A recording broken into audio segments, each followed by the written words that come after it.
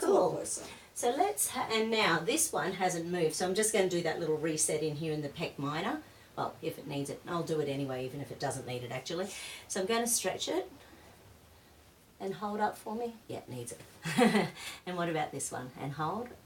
So that one doesn't, this one does. So it doesn't want to be stretched, it wants to keep you there protected, even though your fight's exhausted.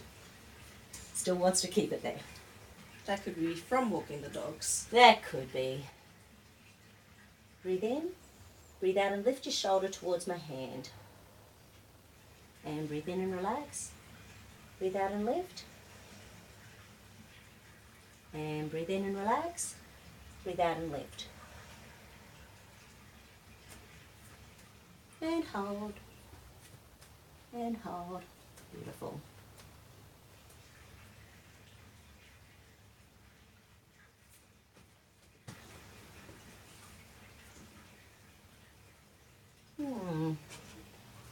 You don't expect me to make things easy, do you? Well, there must be something else. Must be something else. Okay. So this time it's something structural. I have sprained that ankle 3 times, and that one none. Yeah, right. It could just be the psoas iliacus muscles. So I'll check them. There's 3 on each side. Yeah. So this one's the pectineus. Hold. Perfect. Psoas. Hold. And not so good. And hold. Iliacus. Okay. So 1 out of 3 working on this side. And hold. And hold. And hold. Well, that would make sense why it's not even as of yet. So the little tiny one on this side, it's down in between there, so it's going to be tightening. That's going to be pulling your whole pelvic girdle. Oh, the other 2 are supposed to pull the pelvis back and support it in the lower back, the iliacus and psoas. My psoas seemed a bit tender with the chin he's seeing today. Yeah, I noticed Seemed that. a bit tight.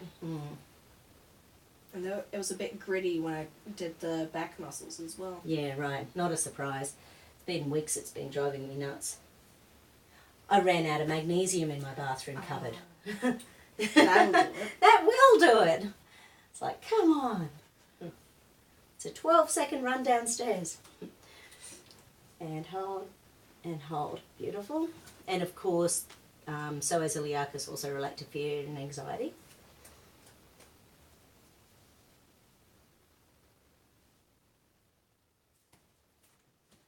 And we'll have another little look-see. No. So close. So close. Still saying there's more we can do. So more of the same, more of something else, more of the same, so more structural. Okay. Because this is the part where you found out I'm just falling apart. You look so strong.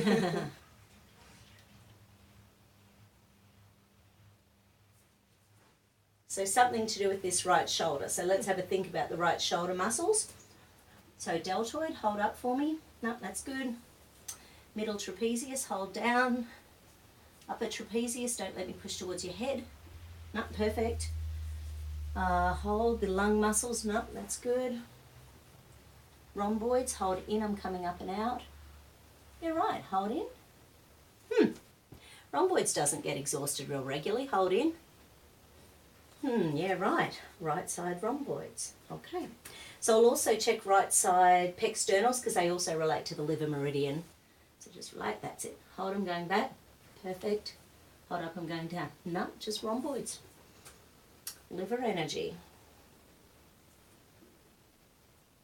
Yeah. I assume that's an area you get very tender between your shoulder blades. Definitely. Do you do any of the lying down with a tennis ball beneath your shoulder blades or anything? If I had a tennis ball in my house, my dog would eat it. Oh, of course it would. Yes, we go through balls at a big rate now with dogs visiting all the time. I'd expect as much. Oh, that one was perfect, silly me. Hold it in, I'm coming up and out. Good.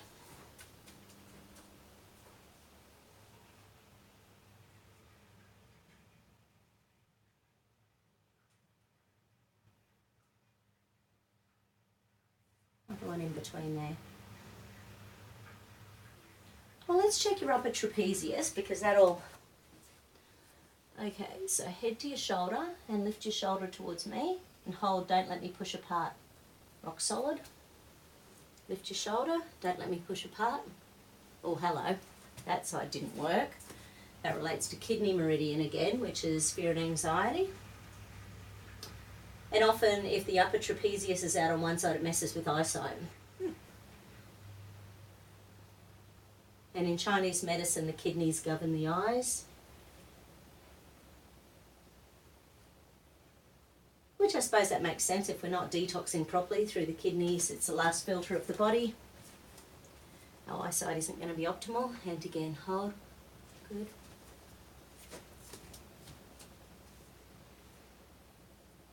Maybe governing.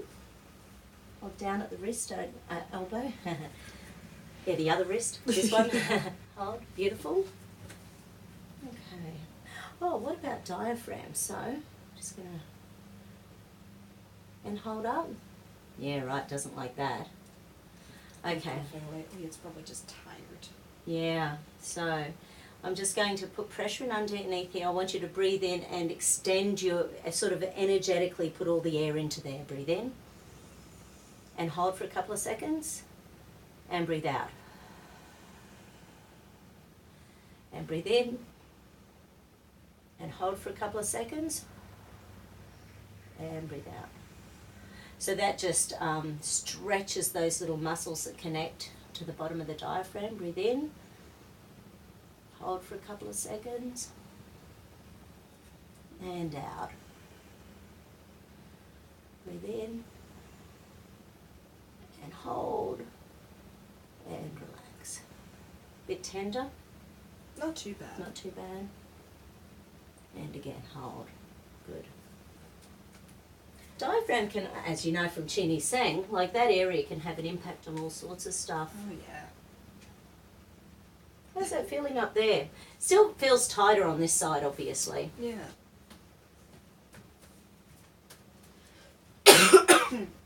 Sorry. No, not at all. Or something emotional this time. Okay. So what do we need? Another chakra combo. Okay. Throat chakra. So throat relates to the parietal gland on hyoid, you know, so with all this stuff going on at the moment.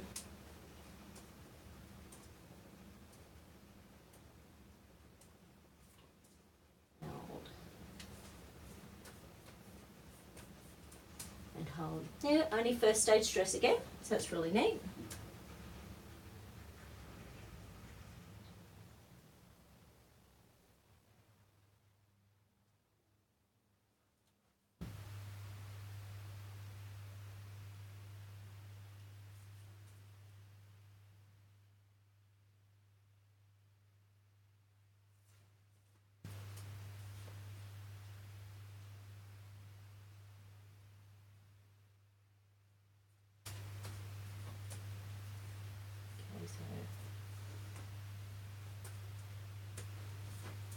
And hold. Beautiful.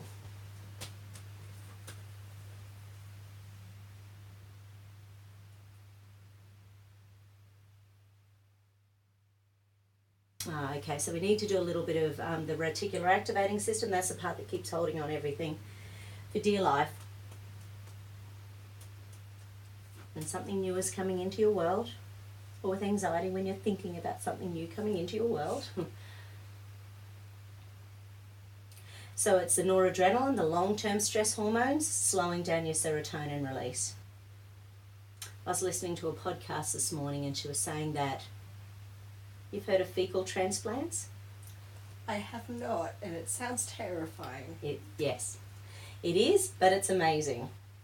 So they've been using it on rats with autism, and the autism starts disappearing. Huh. Yeah. So they tend to think that there's certain strains of bacteria in the bowel that have an overall effect on all sorts of functions in the body. So they've been doing it for like 40 years or something. Oh. And in Australia, it's sort of cool because we don't regulate our poo. In America, it costs a bomb because they do regulate their poo. It's basically considered a drug. So we are not at that stage in Australia, which is really neat. So, and that's, yeah, that's feeling better again. Good. Nice. So basically, they've been looking at all these different strains that seem to have properties of healing for all sorts of things. And there was one guy I heard at a conference a few years ago, and he just gets amazing results with so many things. But the problem is that unless you know the full history of the person whose transplant you're taking, you could accidentally take on something that... So one of the stories that I heard, and this happened down in Melbourne, was that a mother helped her daughter out. The daughter chronically was overweight, so but the mother had IBS or something. Okay. So yes, she sorted the kid's the weight out by changing the microbiome, but the daughter ended up with IBS. Anyway, those sorts of things. Yeah, I think I'd rather keep my autism. I know. Not a fan of poop. No, and you know, accepting a poopsicle in that way. Well, there you go. So your immune system. Once again, I'll just ask anything else that might be negatively affecting the immune system. And hold. So the WTF sorted that. So yeah, those immune boosters will sort of keep that going. They're nicely done. Beautiful. Thanks, Shelby. My pleasure. Hope you all enjoyed that. Have a great day.